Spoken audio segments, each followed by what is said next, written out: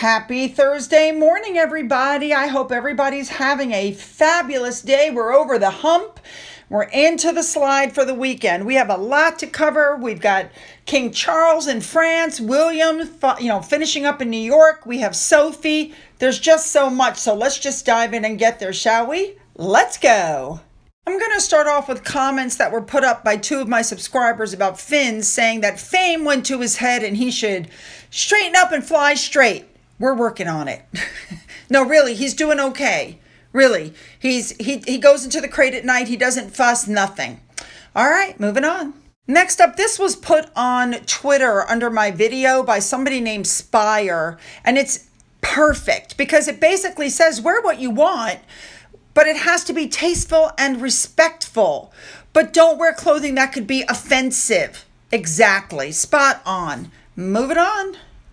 Next up, the King and Queen ciphers were hanging at the British Embassy in France. Everybody was waiting for them to show up. The whole, Paris was getting ready. They even hung the British flag there at the arch. Very nice.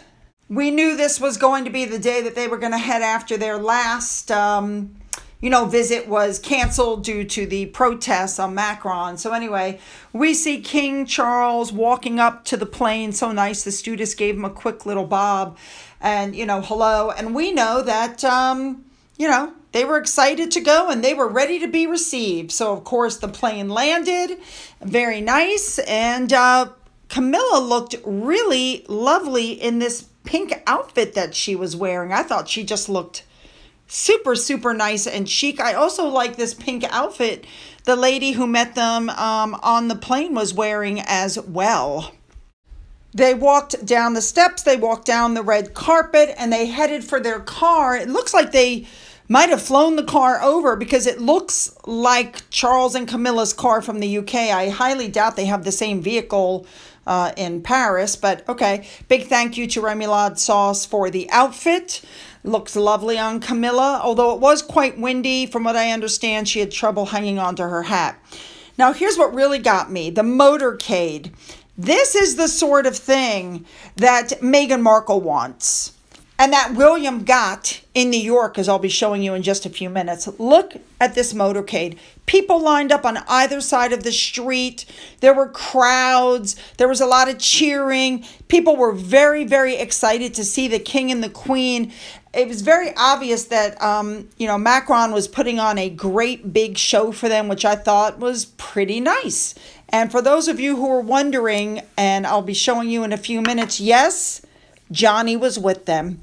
So anyway, this huge motorcade pulls up. King and Queen get out, and they greet Macron and his wife, who are standing there facing the vehicle. Now, after the greetings, Charles was walked over with Macron, and they did some ceremonial things. They laid some flowers. Charles relit a eternal light that's usually going. They played the anthems. There was a fly past with the colors, in the sky. Beautifully done, I might add. Now, when that was over, and there's Johnny on the left. You see him? You can see him on the left. Yeah. Again, beautifully done. I thought you could really tell they pulled out the stops. They wanted to make an impression, and I believe that they did. So again, when the ceremony was over, they put Charles and Camilla in separate cars, which I thought was kind of odd, with the president and Mrs. Macron. And they went to the residence where they live, the palace where they live. There's pictures of them going up the red carpet and entering the palace. They had talks there, although we're not sure what they talked about. I'm going to take a stab and say climate change, because that seems to be, the regular thing that Charles is talking about nowadays all the time. So that's what I believe they discussed. Nice pictures. Now, when the talks ended, Charles and Macron walked to the residence of the British ambassador to France. And along the way, there were a lot of well-wishers, and they had to stop to see them. When they got to the British residence, Charles and Macron went into the back of the house, planted a tree together, which I think is very nice, and then they greeted people that were at the ambassador's residence. Lovely. Now, we had already heard there was going to be a banquet with Hugh Grant and Mick Jagger and all these fabulous people there. And sure enough, the banquet was taking place. The banquet's going to be held in the Hall of Glass Mirrors. It looks like you can see their measurements are just perfect. That just looks amazing. And when you look at these pictures with the sunset going down, oh, it's just going to be amazing.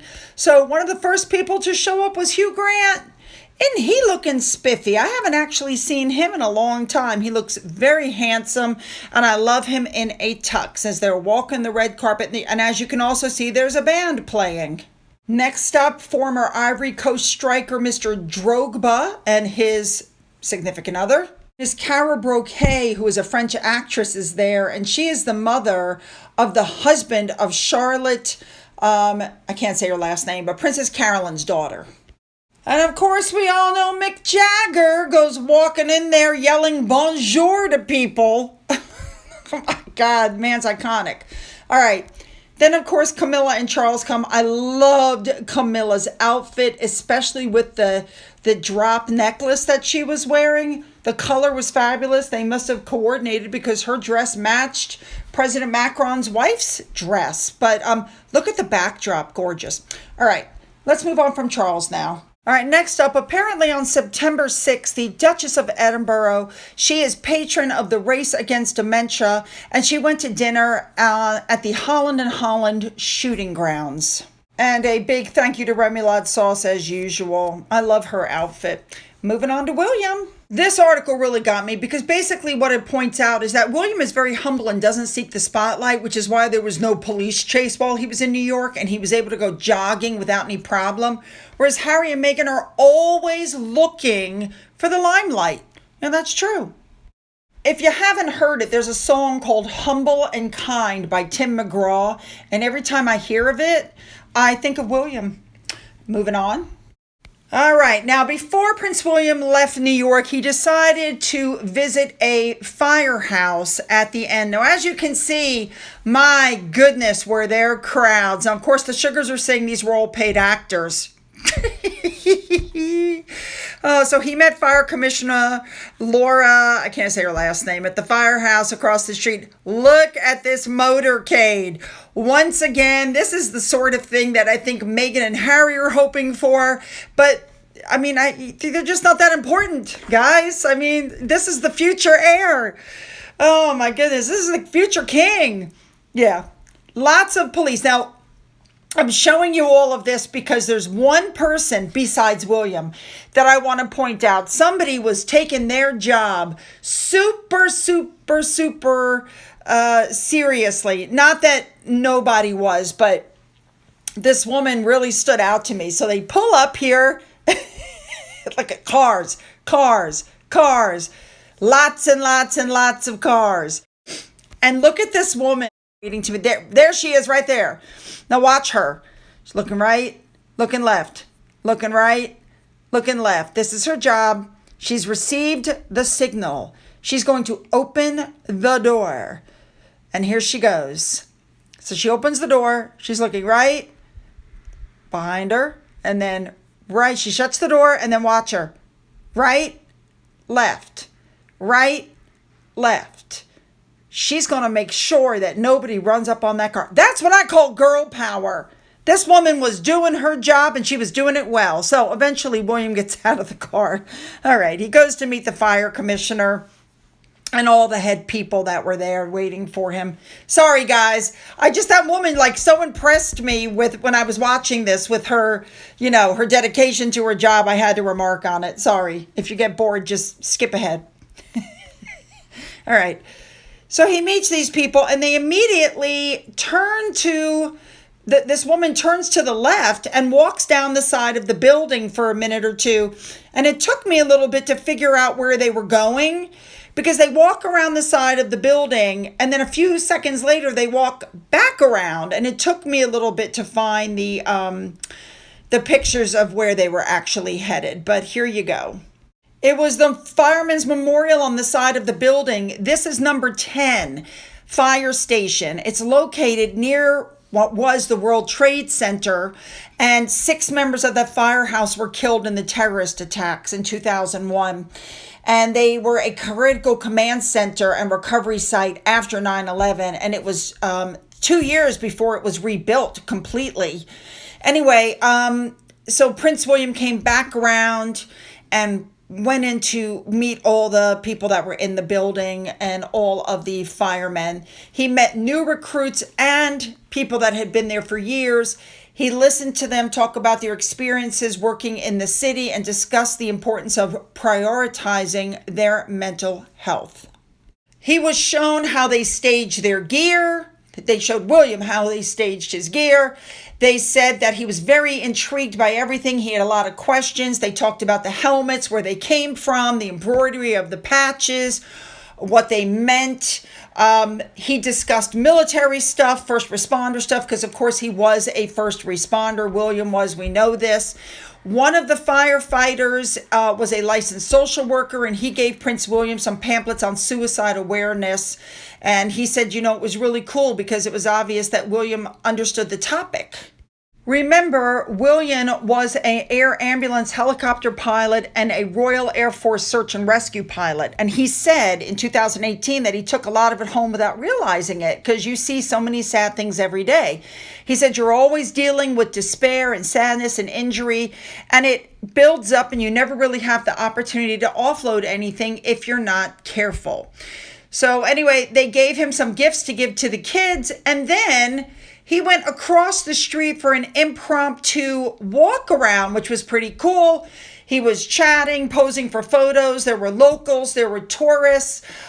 He was gifted by somebody 3 I Love New York t-shirts for the children. And he said he'd love to bring the kids one day to, New York to see them.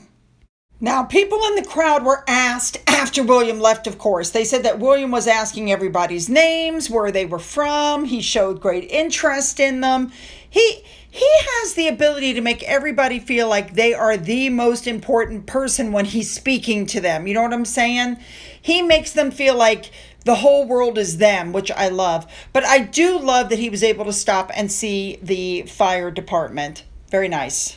Now, really cute, there were 6 friends, all turning 60, celebrating together in New York City, and they all got to meet William. He shook their hands, and yeah, very nice. She said we were some of the last people to meet them.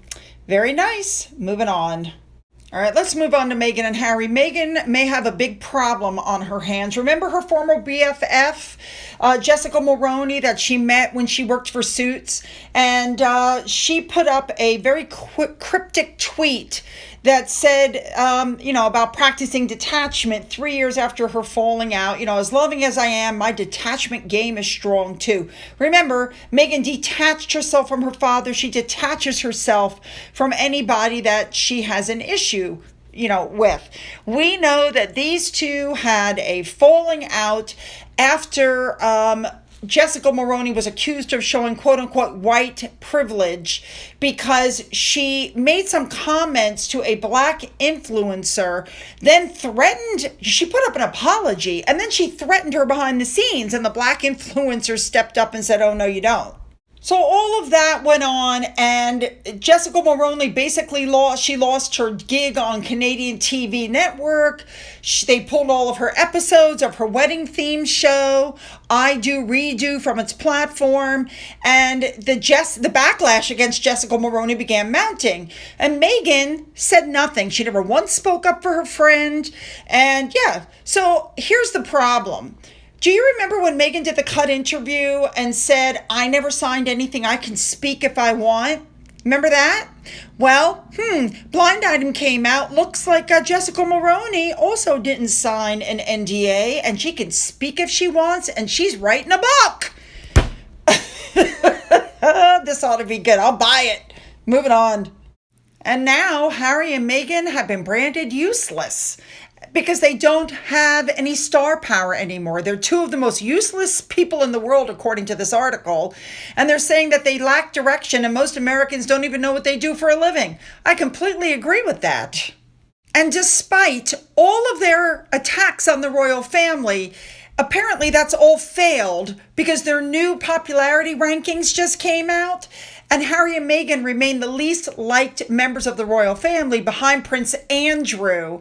But the new survey conducted by YouGov shows that the royal family's popularity has come back massively since last December when Harry and Meghan attacked them. Yep. Thank you to J.E. May on Twitter for this. I mean, this caught it exactly what's going on here. Because that's what they were hoping for, not, but all they got so far is a guy on a scooter. Yep. Well, it was inevitable. Their neighbors cannot wait for them to go. They said, and I'm quoting, Meghan is high and mighty and we cannot wait for her to go. So their neighbors are angry with them. They're sick of their attitude and they don't want to be associated with them. One neighbor actually said she was manipulating Harry. Well, we all know that already, but I mean, her neighbors are talking about them. Now, we know that several neighbors tried to welcome Harry and Meghan when they first moved in, but they weren't interested in them. They got snubbed, and people just don't like them. The new neighbors are not impressed by their attitude, not impressed by their behavior, and they've made several complaints about them, and they want them gone. Hopefully, they will move out. Moving on. All right, we're going to finish up with this. I already told you about this, but Neil Sean basically reported that the quote-unquote secret visit to the cafe was really not a secret. And they offered these photos and the publicity. It was leaked, and it was done in order to overshadow William's visit to New York. It didn't work. And then now to overshadow King Charles's visit to France. Again, it didn't work. Another picture has come out. Some more, wording has come out. They're trying so hard to overshadow the royal family, but it's not working because nobody cares about them. But they haven't figured that out yet. All right, you guys, you know what to do. And if you've donated to my coffee funder through the thanks button, thank you so much.